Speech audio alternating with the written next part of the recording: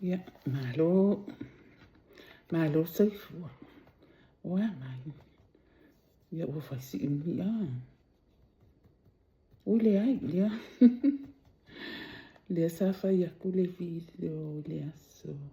O ngai kai mia wangoanga mawa ia. Le live anga sa fai lunga o Facebook.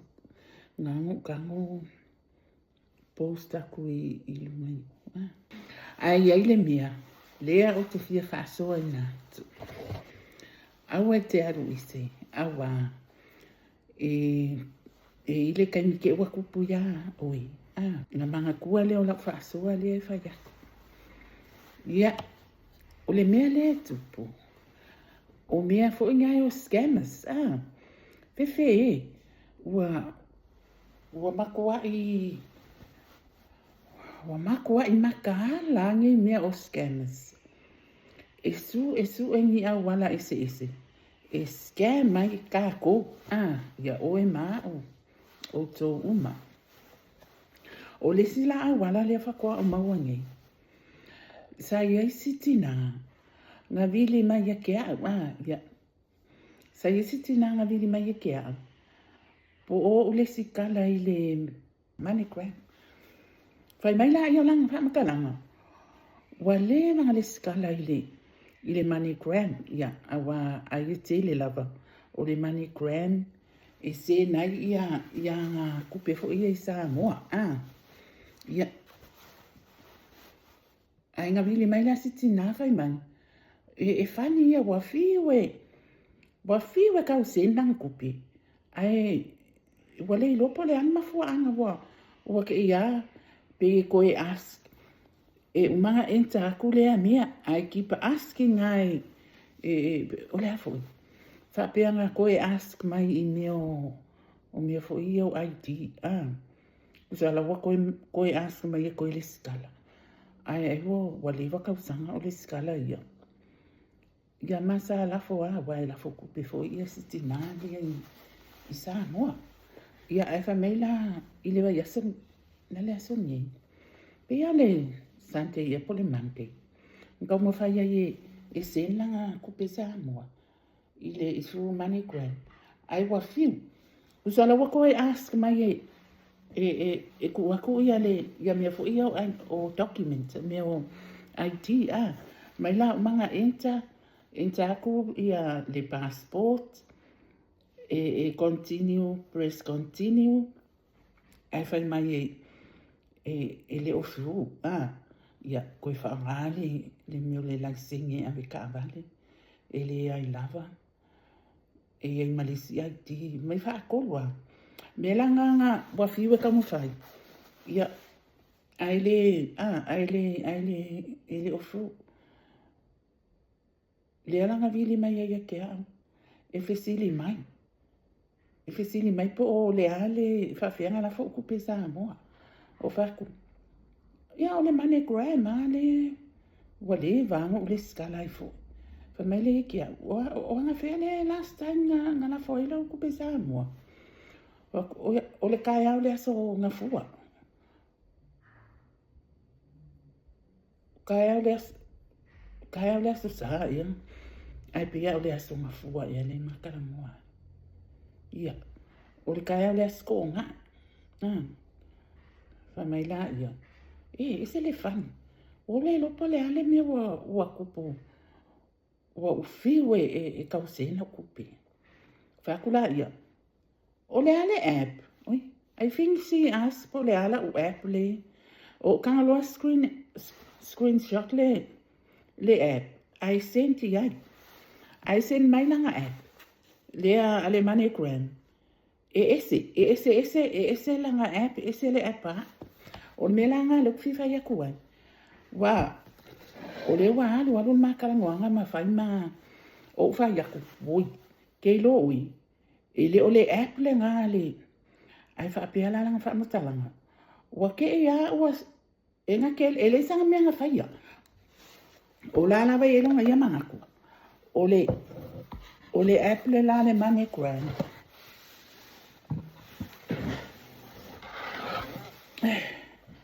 ai screenshot mai la langa o whakule ia sen mai ngana le app le sen mai ke au le app ngā oi ia le ai sen mai ngā screenshot mai langa vai le app le o le app le ngā le fiu ia si tinai e kau sen ia ai le ai le o le app le ngā le MoneyGram o le app le al MoneyGram pe a fai o tō ia a wale o se e wale le kai ngā umanga wha makalaku mele waku o le app lea e le o se app le MoneyGram ai e mangkua fo i o sitina e se na e o ia le si fo e se na ngā kupe i Samoa i le wha o ngā o le app le MoneyGram and then all of a sudden o le uko a whaine autifo e le o le app le ale MoneyGram a o lai lalo i fo o le MoneyGram ia e sao sila foi la e whainga ka o le app le ale MoneyGram le anga o se ninga i aisi o le app le ale MoneyGram lea o le app ngā MoneyGram e mu ai pa le aro ia a le app lea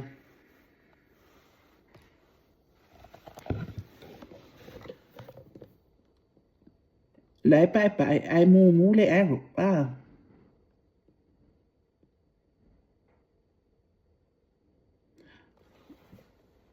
o maua mai ngai sa wai lalo MoneyGram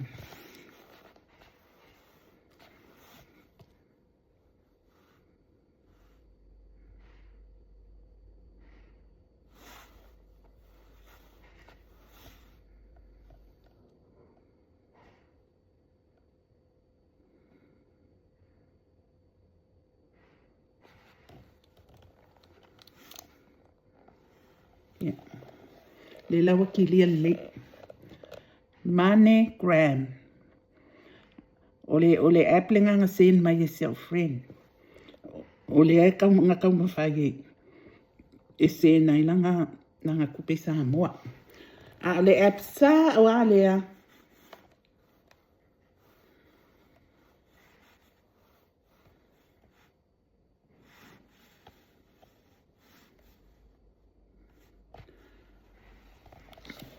o le app sa o a lea le MoneyGram lea usa wa whai maa sen ngā app o lea i ngā ia whaine out o le ale mea le kupu o le mea la le kupu ua scam o le scam usa le wa whaavalea e wa whamenga ia o longa winga pe e fōlinga mai o le telefoni wa hack ai whai e whesu ia i ngā ale scam ale i lunga o le ia e ngā ole scam alai malama pe ngā whaawhiwhia ngā whaianga whesu ia ina o le ai maalie la wa le whako a whaine autu koe vini mesiki ngā whai mai o le maalie ia anga mawanga me o mea fo ia o gold le sen mai e kusa e whaakorunga kusa wanga ID e kolu ia ngā inta o le inta kua o le ID sen mai le gold ia ai o le mea maalia e ngā kele i maua inga gold mangkua fo ia kango e sen le kupe le MoneyGram e ke vaia kuala e notify mai o e ke vaia mea notification fo ia e ka mai ai o lau gold lau a sen vai gold wa mea le o ke lo e sen ia i gold ia wa ia e sen i kokomu o le bank le alu se mai le kupe e sen i le email o le ai ke le sitala i lunga MoneyGram ia ko e sen mai fo i lunga lau message e sawa ia ai fa mai la friend e nga kele i mawainga ni notification anga le ko ya wa kusalanga makalangoa alu roi kongolanga email ai la o la sa fa mai ai ko ti ai ko ai ale mea lai fa kai anga fa apianga nga mawanga ia ko o longa winga umaloanga inta kotuna no o le kupela le la sent ele alu isamoa ai alu le skema le onga le mala mai fa mama longa winga si yaki o le mea le wa ia wa kama mai kanga i mea ia o le technology ai kau ke fiu foi kau ke alo ele mawhai langa o lea ua sawa o le ua makanga alu wako ia awala o ngāra i kaini ia awala kuwai ia whaonga kako o le ua sawa le technology ia iluma e kakau pau le mea ia kako makahala le o menanga a wha apea ngai o ke ia au ia au ke iloa ia nisi ke lo le lalo langi a ko le alu le scam le a wha ia ilanga a wha apea alu e siaki o le MoneyGram o le app lea o le app sa o le ngā le MoneyGram o le app lea o le scam ai unga kama siaki le ia mangisi ama u app o ia ngai pe whaangainga siaki le o mea le waiai o mako i whainga ka po le ali mea mo ia le ali mea ia o mea ngā o whaapea se ako ia sia information pui ai ia ka kouni ko anga la whakupele wawanga i le MoneyGram mangisi fo i app le whaongai nisi ka haka i se nai kupe it's all about money. It's all about scamming you for money. Ma fo i le iloa le kele o le kupele alu i le app lea. A whapea la kau ke le whaikeke ai kaunga makaala le i app. Ma le ese Nonga winga, ese na kukupe. Wale alu le me kaunga alu iai. Ai maua e ngā inga le onga le app lea. Ia. O se mea ngā ngō whapea e fia whaasoa kua. Mangua le i late. Ko ngai le i late. A whapea o se mea o le whako aka wā maka mai. Ia. O lea e whaasoa solo fo i le. O lea e le i o inisi a ke loa. Ma ai le o le telefoni o le Samsung. Telefoni le o whaingo whienga heka. Ia. O ke le loa la i le iPhone. Pe whaingo whienga. Pa e pi kefu pea. E kefu langa o makua i. O ka ngaka o makua i aka mamai. O la awangi ai ia ka ngaka ngi e whaia me ia makako whaanga. O le whako Kwa whanga ngau ka i lua koruka o sanga i le o lima ia o. Ia. Ia. O le mea ngā. O kalango pea lai le mele o le scammer. O le vaiasa fo i le nkia. Nga sawa i lunga le current affair a maa kou ia. O ngei lai o skari ele kupo ele mea. O si tina matua fitus frutasi tau sanga. Ngā alu whaakaulanga caravan. Lau leo o le story a koa. Ai, se le ngā whaakaulanga caravan o le ele o iloa e sitina. E si lo makua leo. O le fake, o le website. It's a fake website. Awa, whaakawale caravan around 10 grand. O wamale i wafi. Ia, ai wa umalanga whaakau. Wa fiu si lo makua e tinalia fitus frutasi tausa. Wa fiu e whaakalilanga caravan. Ai alu loa ai wa ye sisi wa alu fisa o ka ai maua i fonga papu upu le store. Ai maua i fo le caravan. Ai maua i fo le website. O le fake website. Ele mo ia o scammers. Le fo scam ia singi lo makua. Ia whaftai wana nga saulo le ilunga le story nga le current affair. Ia ila si vainga. Sa lako racing le kupe. E so ani isilo makua lea ia lea langa koe maka ngafi. E le ngaka i ngā maua ngā present le i stina. Ia le korus fulu wafe ngā maua mai le fundraising mo silo makua. Ai koe fo ai ele kampangi ile o Teiko Caravan. Ia langa caravan e afu kusai 5 wafe le ka ole caravan. O fo wa free ia ye donate ia ye si kampangi le. Onga se le sad o le story a sitina. Ioi. Ia o le meanga lea e whamanga kua kupe alava. Ua makua I kele a wala. Ua scam ai ia kangaka. Ka koe. E ni kangaka le anga. Ka fefe ia. O ngai story nga ngo whapea. E whaso aku ai me se ala le story noa mua. E kilo leima makahala lei wha. Pupu ke kere ka kō maka. E au kilo ia le mau scams. Ua whio I solo I lungo o le ea. Le anga I ma le ea. Ia, o le ngā. Ke le iroa pe. Ia, ai mawale awa ngoe wha awa koe fo iliskala. O le mea la leo le YouTube. Pe uma o le kausanga fo o le maukingoa le ai pe ia o Young Wali next month. Next year. Next year, January next year. E sui ai ia le monetization o le afo. O le mele o le watch hours. O le ale wha afe le watch hours. O le a valu wafe le watch hours. Oko. O le kele so o le strako I le wha afe a loko. Ia, o le kausanga la pe ia Young Wali lua afe lua fiku.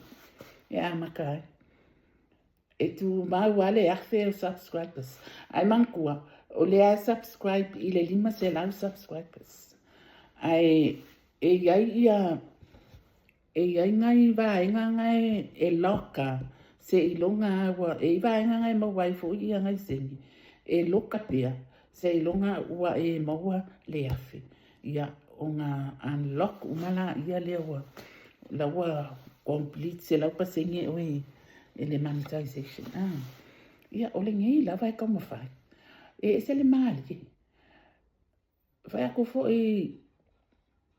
le anga fa so aku le si video nga alu o lunga le iva se lau se fulu ai misi loa videos pe ai lo le ko va nga so nga misi wa kuai ta o kel pa meu que ela ku fa yo le repost o isi mia pe remix wale ese video fo le e sa fa ya kuma makala ngoa ku fa pia ia o le vala le nga le ni videos o vai aku aluangia o ko ya ilalu fa pia o ani ko la ko wa fanga ilunga ile ai o waku ele se fanga ilunga ngal fanga ilalu e ese le ana po ai ani ia ko unsubscribe ia o wa avea la lo ko ma fai ka na ia o video si ai le am ko e muli ko ngi last week o le ko vai aku le ko me ilunga I le iva se lau malevalo. Ai, o le alava I ele kai mio ke vai aku ua me I lalo. La fo I wako ye. Mako ye o le mala ma po le a le ma fau ma o ngei ka ngaka e alaina. Nga mais unsubscribe. Afa pe a maka lau YouTube 6 months before. Ele o afia ia ka kongi le wale vanga I le mea fau le valu wafe watch hours afa pia nga amakala YouTube channel 6 months before January ia ngai okay ya oi ele o afia o le valu wafe ia watch hours ia ai manui ala vani yaso o le afo I se upu po se vai vanga o le wha wa avatu ia ili o nga tasi ma lo fo I manatu ia na fo aku ingu le anga ai alo fatili atu lava le wha